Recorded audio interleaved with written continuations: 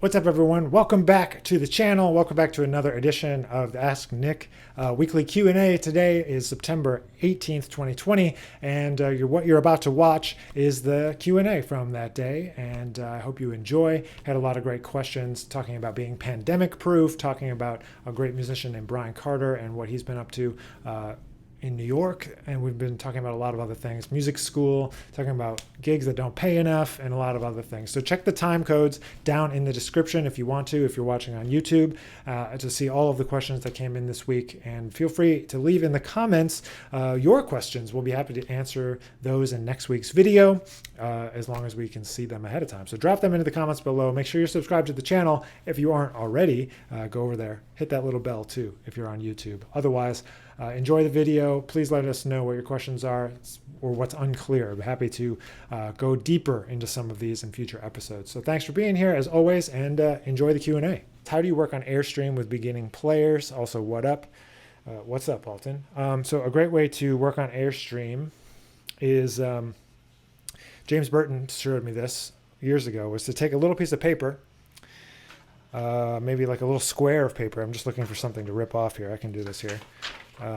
See if I can demonstrate live and in person. So just like a little tiny piece of paper, and putting it up against the wall, and then trying to focus your AIRSTREAM enough that you can keep it in one place against the wall. So it's not like blowing super hard. You're not like trying to go, you're not trying to do anything like that. You're just trying to focus your air and keep that paper against the wall with a natural breath, with a natural blowing to keep that piece of paper there. But that'll keep constant, because as soon as it goes willy-nilly or you lose it, it's going to fall, right? So something like this. Let's see if I can even do it anymore. I haven't done it in so long.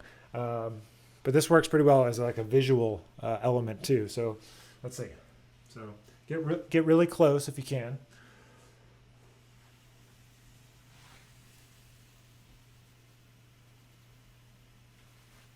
As you can see, mine's like falling down. So mine, the AIRSTREAM is kind of down. So I'm not doing it very well, but that's one way you can do it, is just get a tiny little piece of paper and hold it against the wall. Again, it's really important with AIRSTREAM. I think, this is one man's opinion, that we don't force the air, that we let it come out naturally. I like to think of air as a pendulum, right? So you pull it back and you let it go as soon as you bring it in. So pull it back. There's not a, right? Because people sometimes hold it in and then they like explode the air, which I can see that, in certain like lead trumpet playing or lead trombone, I guess, in a certain kind of way, but you need to like explode a note. But like, I try to think about that pendulum, So anyway, natural breath, hold the piece of paper against the wall. Ask James Burton if you want more information on that. He was the one that showed me that a long time ago. I haven't done it in a while, so now I have to like, oh, he's in the middle of a lesson. Nice, Alton. Hopefully that's helpful. So try the paper thing. See if that helps. See if you can hold it against the wall, and you can kind of see what direction that your AIRSTREAM is going in. It's interesting. Very nerdy, very trombone nerdy. It says, what is the most difficult intervals for horn players to perform? Intervals of more than an octave, I would guess. I've been working on, not tenths, but like my trombone's in the case in the other room, but like, I've been playing major scales, but like in tenths plus an octave, whatever that would be. 15, wait, that's 2 octaves. So 8 plus a third, I don't know, whatever that is. So not like an octave and a third, but 2 octaves and a third. So playing like a pedal G, and then a B above the bass clef, and then a pedal A, and then a C above the bass clef, and then faking the low B and a D above the bass clef, etc. Like playing scales instead of like in tenths, but like an octave and a tenth.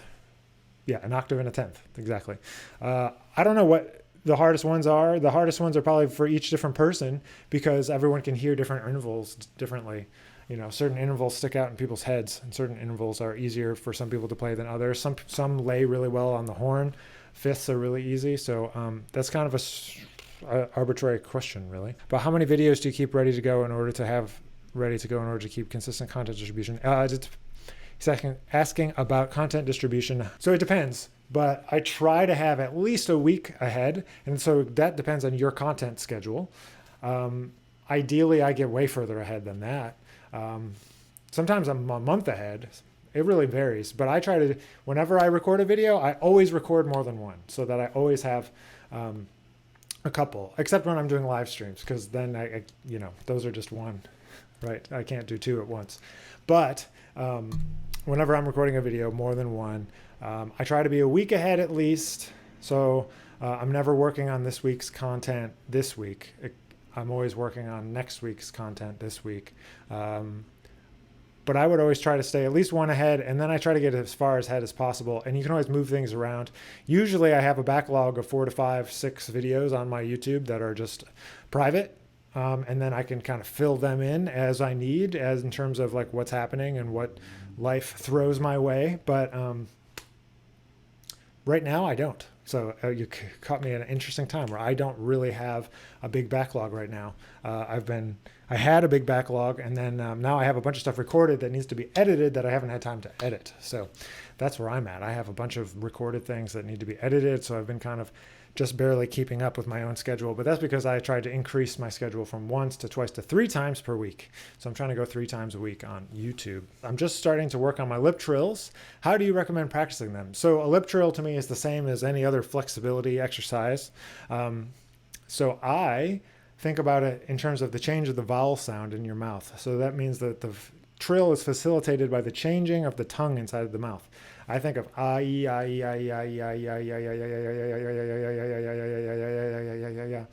so that ah to e to ah to e to ah to e is what changes the notes. So I would pick like one word that you can do in one position, to start.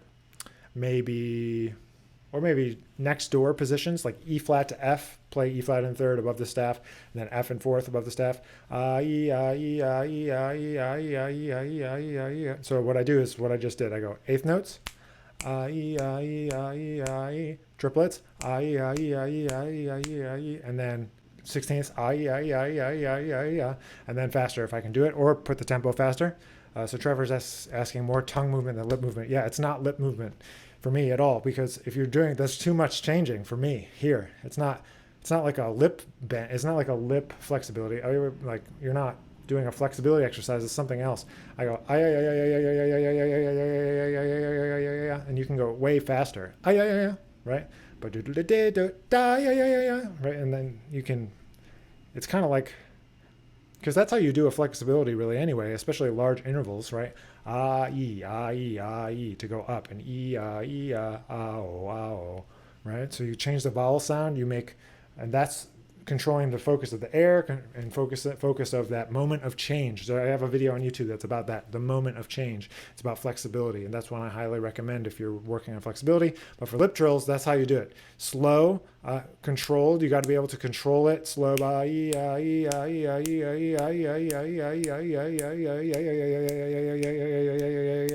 would do it on my trombone, but it's out there in the other room. So can you introduce some jazz trombone players to follow and learn? Yeah, for sure, Ellie. That's a great question. There's 2 that are following that were here just a second ago. Chris Glassman, bass trombonist. Alton Senkolar. Andre Hayward. I just watched a video from him last week. He used to play with Jazz Lincoln Center Orchestra. Wycliffe Gordon. Elliot Mason. Chris Crenshaw. Vincent Gardner. Marshall Jilks. Ryan Keberly. James Burton. We were talking about James. Those are some younger guys, Michael Deese as well. And then some of my teachers like Steve Davis, Steve Teray, Wycliffe Gordon. And then the greats like Curtis Fuller, J.J. Johnson, Slide Hampton. There's about more than you could ever listen to in a week. So there you go. Can you talk developing your voice as an artist, balance as an artist versus musician? Sure, we've talked about this before on the streams. And so my thoughts about this topic are that you have to develop 2 things simultaneously, the artistry and the craftsmanship. So that's what I think when he talks about musician, right? So being a musician means being able to sight read, play anything at any time, be flexible, play different styles, know different vocabulary, do a pit orchestra gig, do a pop gig, do that stuff. That's craftsmanship. Like be the best at your instrument so you can work, do general business gigs, play anywhere, play with anyone. And so that is just like a skill. That's like being a great craftsman. Being able to build somebody a house is different than like carving something out of wood, right? It's the same. You're participating, and so you're trying to get better. That means you're doing your technical exercises. You're good at playing in ensembles. You're good at sight reading. You're good at following a lead player. All of those type of things go into that idea of being a musician, knowing tunes, being reliable, showing up on time, wearing the right stuff to the gig, being cool, not being a jerk, all of these kind of things. Like those fall under being a musician. And then you have to balance that with your own artistry, because I don't think most of us, well, that's not true really, because there's some people that's what they want to do 100%. But if you're also a person that wants to develop the artistic side, that's like a whole separate skill set. And I never thought about it when I was an undergrad at all. I didn't think about it till I was in grad school. And I never even thought about it as a thing. I just thought it would happen naturally. And I think it does happen naturally because you're naturally inclined towards certain music, towards certain players, towards certain sounds, towards certain types of songs, genres, all of that. Like you have your natural inclinations that will kind of lead you on your own path. So for me, it's one, just recognizing those as they come up. Like, oh yeah, I kind of like this. Starting to write music. Even if you don't want to perform your own music exclusively, writing your own music tells you what your preferences are. It takes your influences and it tries to kind of combine them and write something that comes out like a certain influence, or learning the music of somebody that you really like, so you can play with them. And so that's like the transition from trumpet player to getting called to be you, right? There's a difference between getting called for trumpet 3 or come and I want you to be in my band, right? That's the difference that we're talking about. You have to develop it separately. You have to think about it separately. You have to allow yourself time to develop. That's why I always encourage people to start making their first record as soon as possible, thinking about what is it that they would present. What is it, if I had unlimited money, unlimited rehearsal time, what would I present to the world? Would it be a quintet? Would it be solo trombone? Would it be electronics and brass ensemble? I don't know, just whatever it happened to be, and start to work on those things, because it takes a long time to kind of realize like, what is your voice? What do you like, and all that kind of stuff. But in terms of like developing your voice in particular, sometimes, it's a little bit problematic of a thing to talk about, I guess, but I think you naturally have your own voice without having to try very much in terms of how you play. Like it's a natural outcropping of your person, your influences and all that. It kind of all comes out naturally. Like you don't have to really pick your sound.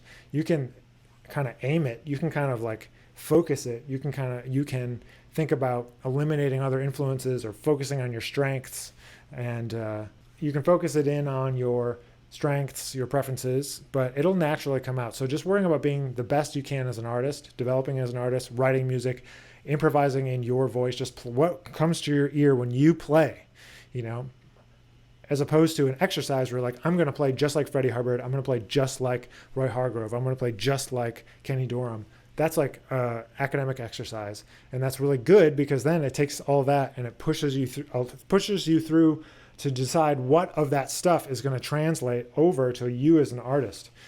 Like what is the stuff that sticks with you? Is it the phrasing? Is it the articulation? Is it, and you kind of decide. I go through with my students, we talk about sound and sound concept in this way. We talk about articulation in this way, taking all of our influences, figuring out what's similar across them, and then like figuring out our own concepts. Like what is our concept? Are you going for like an Ambrose thing? Are you going for a Roy Hargrove thing? Are you going for a Lester Bowie thing? Something, what are you going for? And figure that out and what your strengths are. Double down on your strengths. Fill in your weaknesses as much as possible, and go from there. In what ways are you as a musician pandemic proof? In quotes. Making money without gigs. In quotes. So he's saying that to me, I guess, as a question. To answer, I was trying to say, trying to figure out if he meant in general or just for me. I think a lot of my quote-unquote pandemic proofness comes from the educational side of things, and then also the label. I have a record label / media company that's called Outside In Music, and we do artist services, meaning we do websites, advertising, promotion campaigns, consulting, marketing plans, and execution of those plans. All of that different stuff goes into like one bucket of stuff that I do, and speaking to other people. So all of that kind of goes in one bucket. And then there's teaching, like there's the teaching I do at the university. And then there's the online teaching stuff that I do. There's books that I create. Released a language book this year and a warm-up book. And well, I guess that was last year. And etude book. So there's two books that came out. And so all of that stuff together kind of comprises a lot of it. But then there's a good chunk that just comes from playing gigs that definitely has disappeared. So I'm with you. So I don't know if I'm pandemic proof either. I definitely don't think I'm pandemic proof. It's hit me pretty hard, just like anyone else. So those are things that I think I've thought about from the beginning, though, making sure I can't rely on any one thing, because you never know when something's going to disappear. Like, I mean, yes, I'm fortunate to have a great job at a great university. However, it's like, I don't know, maybe they'll decide randomly they're going to get rid of the School of Music. I don't think so, but anything could happen. This year is a good example of that. So I've always been prepared by trying to have teaching chops together, business chops together, and also marketing, and also social media. And also, I've just always tried to keep my eyes open to many different possibilities, so that when something happens, I'm prepared to kind of adjust and switch and take a different route. So that's kind of been my approach to it. So I hope that helps, Luke, and I hope that you can develop some of that stuff on your own. What's your opinion on Patreon? Do you think it's a viable platform to generate some income, even if you aren't already a big name? Yes, there's no need to think you need to be a big name in order to make money from an audience. I've talked about this before. There's an article by Kevin Kelly from Wired Magazine called 1,000 True Fans. You don't need to be a big name. You need to create a value for the people that follow you. So if you can get $10 a year from 1,000 people, that's $10,000. If you can get $100 from 10,000 people, or 1,000, sorry, $10 from 1,000 is 10,000. $10 from $100 from 10,000. I'm getting like real mixed up with my numbers, but $10 from 1,000 people, that's $100,000, which is a real career, and you can make a life with that. So you don't need to have a big audience, but you do need to definitely have value that you can bring to the audience. So and just know how big the size of the audience is. A jazz trombone focused audience is not that big compared to somebody on Patreon that's doing content around photography or videography or something like that. So just know the market size, Matt, and that should kind of give you an idea of what you can do. People, and keep in mind on Patreon, people are doing $1 a month, $5 a month, something small to keep those things going. So if you got to kind of do the math and the numbers, but you don't need a lot, right? So if you needed, like, say $5,000 a month to make your expenses or whatever, and you had a $10 level, that's 500 people at $10, right? So that's $5,000. So if that's one person per day, then you got a year and a half, and you can get 500 people on your Patreon.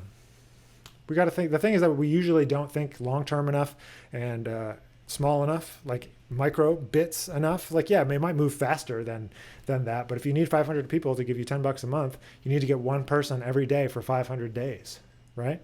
Just focus on that. That's your goal. Every day I'm going to get one person. What's the value you create? Is it worth $10, a month for that person?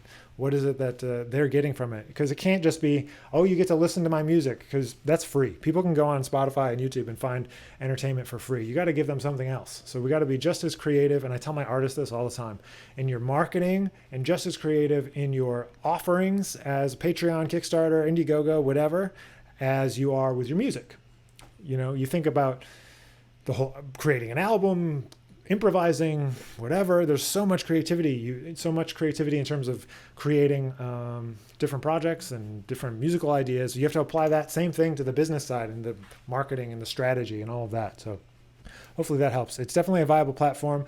I do a private virtual studio, so that is already set up. So I haven't really gone down the Patreon route, but I do a private virtual studio where students come in and they can get videos from me every week that don't go on YouTube. They're totally private. There's over 200 videos in there now. So that's what I do, but doesn't mean that's right for you. But yeah, that video came out saying Facebook was canceling music, but they're not really canceling music. They were just putting back out there their terms of service, and that they're not going to be responsible. They're just going to block music that's not allowed. So it doesn't really mean that people are going to not be able to play music on Facebook anymore. They clarified it. There's a blog or entry on their I don't know what blog it is on Facebook where they clarified. And in the video I posted on YouTube, I go through it and there's a screenshot of that actual clarification. So go and check that out. Facebook is not canceling music. But $20 could be enough for a gig, Anthony, if that's all that it's worth, you know. If that's not what it's worth to you, then you got to learn how to say no. Because yes, it's not enough, but at the same token, maybe you really love that music and you would do it for free. You know, I've flown across the country to play a gig that didn't pay anything because I wanted to do it. I lost hundreds of dollars, but I wanted to do it. So you have to make that decision for yourself. Oh, this is a different story. Now he's saying he was supposed to pay me $200, but he lied because there was not enough people. But you have to control that yourself. Unfortunately, you got to say no to people. How do you approach teaching improv to someone who has never studied jazz? I think the essential skill there that goes before jazz is learning music by ear. So I try to get them to get off the page, number one, and start learning songs by ear. Learning if I just literally practice with them and show them how to learn something by ear, play them chord changes, learn the chord changes by ear, because that's the biggest hurdle, is that they want to look at the music and they want to learn it that way. But in jazz music, in lots of different musics, like it's an aural music. You have to use your ears, not your eyes, to really play at a high level. So that's somewhere I go right away with someone who's never studied jazz, especially if they're a person that's studied classical music already, because that's the biggest hurdle, is that they want to read the music. And so we got to get them off the page, one. Two, starting to develop the feel. Like vocabulary is important, but I just think it's more important to develop the feel for the eighth note so that they can play in the style and the articulation and all of that. So I think that I send people to some transcriptions that are relatively easy, I guess. I mean, a lot of times these people that never have played jazz but play the horn already can actually play pretty well. So I try to get them into like Miles Davis, So What? That solo is a good one. Curtis on Blue Train without the fast part. Just different things like that. Those are some thoughts, DJ. Get them off the page, get them learning music by ear, and that's a good first step. Playing transcriptions as etudes, jazz etudes, playing along, trying to match, because getting the style is the first thing, you know? And then go to vocabulary and transcribing on their own, because they're not going to be able to do it if they don't have the context, right? We're trying to create that context so they can learn it more on their own. He's an amazing drummer. He's going to release some music this summer. Always has great videos. He's released on YouTube, great vlog. Brian's amazing. Love Brian. Miss playing with you, Brian. I'm not going to answer this question, but miss you, man. Hope we get to play together soon. Really hope so. Hope you're doing well. Hope you're feeling better. I saw everything that went on this summer. Thank you for being a voice. If you're not following Bryan, you should follow him. He's doing a lot of really great stuff, for spreading awareness and awareness of, I didn't finish my sentence, spreading awareness that he just did a big concert I saw for Eric Garner Day over on Facebook. Or I'm sorry, on Facebook. I saw it on Instagram, but he was doing a bunch of concerts trying to spread awareness and musically and protest. So go check out Bryan, because he's doing important work. That's what I'm trying to say. Please go check Bryan Carter. Recommendations about chop care. So for me, chop care means warming up and warming down, basically.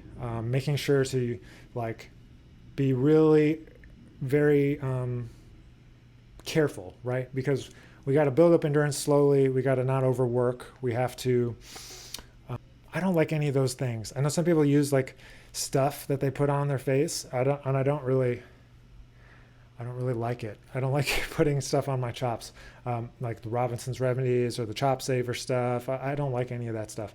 Just warm up. Don't be an idiot when you play. Meaning, don't play super loud and blasting all the time and all of that kind of thing. Just be careful. And if you do have a hard gig, you got to warm down afterwards, and then practice in opposites. This was something that's been super beneficial for me for a long time.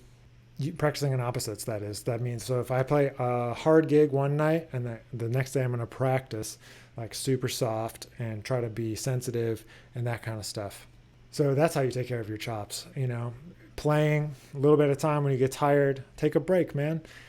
If you just pound yourself over and over and over and over and over, it's going to just lead to descending chops. And the other thing is to rely on your air, not on your face, right? So you got to rely on the airstream. You got to rely on the air to do the work, because I've met a lot of players that get very physical here, very worried about this and this on their chops, and they end up injuring themselves. And it's no good, man. It's no good. You got to make sure that you take care of yourself. That comes from releasing tension, not having tension. There's so many problems with tension. Players like holding it all in and like putting it here and like squeezing and all of this. It's like, that's why I was saying earlier about the airstream. Like, it's like a pendulum, and then you got to take it easy. Really just be careful, man. Really be careful. Do you have any advice using bandlab or other things like it to collaborate? That's a good question. I've never used bandlab. I've used SoundLab. Is that what it's called? Soundtrap. But you can do a collaboration with anything. You know, I've done some using Logic and GarageBand and just sending people files and they assemble them. Or using Soundtrap was really good. That's Spotify's version of this like collaboration software. But for any of it, the most important thing is to be very much prepared ahead of time to know what you're going to play and or know what needs to happen in order for the collaboration to move forward. Otherwise, it'll end up getting just kind of bogged down, I think. So make sure that you plan ahead. And if you're the arranger, make sure that you are going ahead to be really specific with what you want. And that way you can collaborate more easily. Like sometimes when we get in this idea of like a collaboration and it's open-ended and everybody's going to like offer their opinions, like most of the time you need to like give some direction. Make sure you can be as specific as possible, bring that vision to life, let the musicians bring your vision to life, rather than asking the musicians to create your vision, if that makes sense. If you're doing a collaboration, like you're just like, I need this to be emotion, say this emotion, and they can figure out what that means, but you need to direct them. We're like, man, I don't know, like, what do you feel? Like, just like play what you feel or whatever. It's really annoying as a musician, like a session musician, because you're like, what do you want? And we have to figure out what you want, right? So when you're doing any of these collaborations, whether it's in person or on Soundtrap or whatever else, make sure you're really on top of that. Invest in a good microphone if you can, or at least a microphone that's functional. It gets the job done. Bone exercises for double bass. Well, JJ Johnson's a great person to transcribe if you want to be great at playing some really great melodic vocabulary. So I would recommend that. Schools for studying jazz composition, master's degree. UNT is great. Anywhere with a great composer in residence, you know. Manhattan School of Music's got Jim McNeely. I'm not sure exactly who is teaching arranging at every school, honestly. But just find a great teacher that you can learn from. Bill Dobbins is great at Eastman. And yeah, thanks for being here this week. Hope you enjoyed the Q&A, and we'll be back next Friday, every Friday, 1 p.m. Eastern Standard Time with our Ask Nick live stream. So thanks, and we'll see you next time.